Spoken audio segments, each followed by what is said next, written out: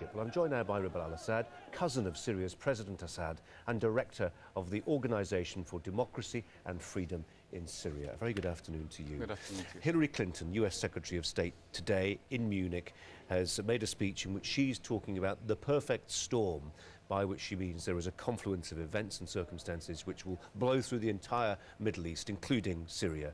Is that how you read things?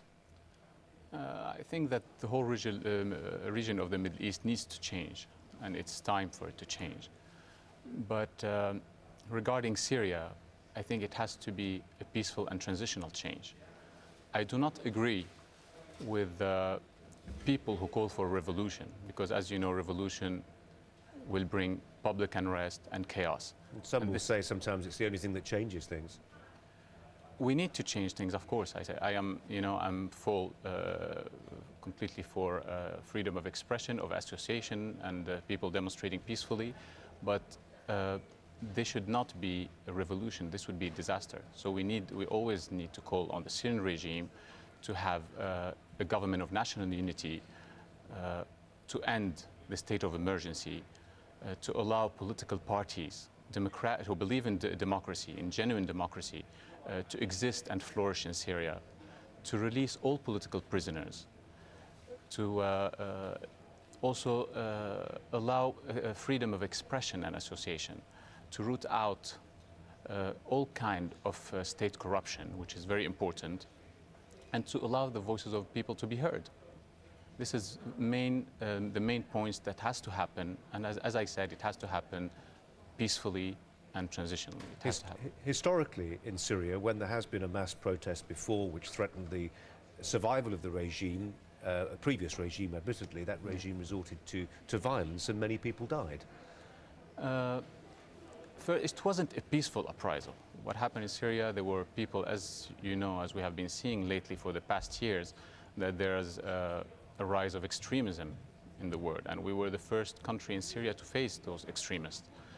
And as you know, when you take arms, when you choose arms and not a peaceful way to go against the government, to go against the state by killing civilians, by putting bombs in school, by hanging girls who are not wearing, for example, the veil or others, well, the government decided to face those extremists.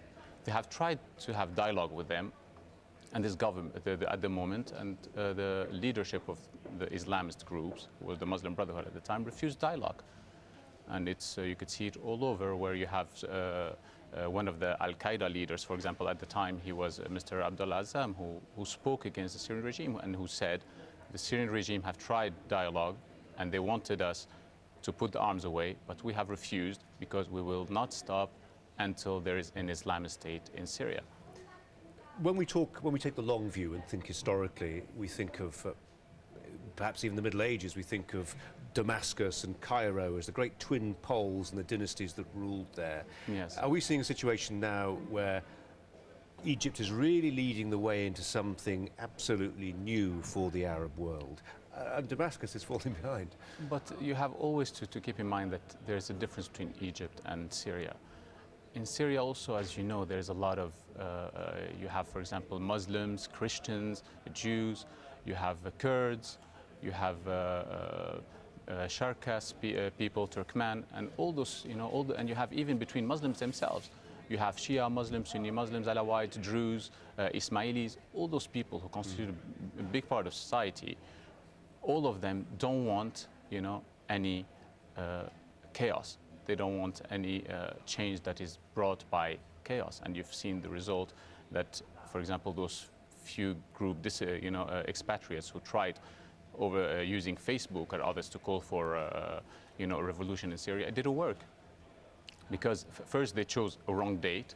Second, if you've seen the image that they've chose, they call it the day of rage. I mean, just the name alone, it's inciting people to go and fight.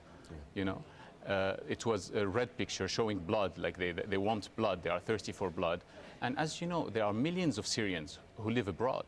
Millions. How many have joined this campaign? Not many. There was only a few thousand. Maybe they didn't even, there weren't above 10,000 people who joined this campaign. Okay. Ribal Al-Assad from the Organisation for Democracy and Freedom in Syria. Thank you very much, Steve, for coming in. You're welcome. Thank you. Thanks very much. Thanks.